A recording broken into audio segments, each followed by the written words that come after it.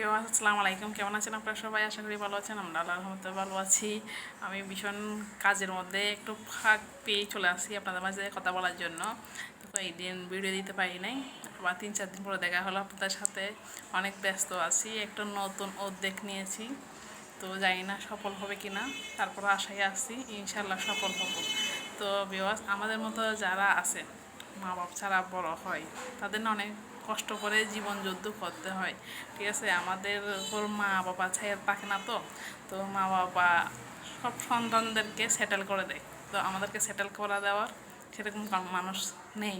তো আমরা নিজেদের থেকে উদ্যোগ নিতে হয়, চেষ্টা করতে হয়, সেটেল হতে হয়, জীবন যুদ্ধ করতে হয়, ঠিক আছে? তো বিকজ আমি সবসময় দোয়া করি আমার জীবনের মতো জীবন কারো না হোক, সেটা আমি সবসময় দোয়া করি, কিন্তু তারপরও আল্লাহ করে কেন জানি না।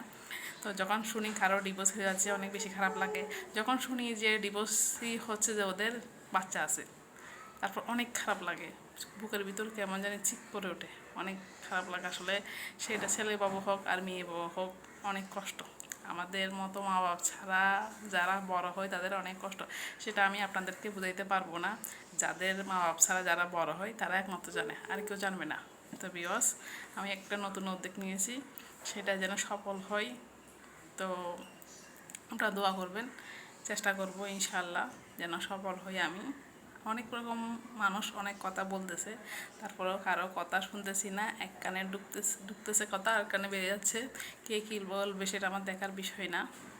তো আমার মতো আমি আছি, যে জায়গায় আমার হাজব্যান্ড আমাকে সাপোর্ট করতেছে, সেখানে আমার থেকে আর কাউকে লাগবে না। তো বিয়স, সবাই ভালো থাকবেন, সুস্থ থাকবেন। আল্লাহ হাফেজ।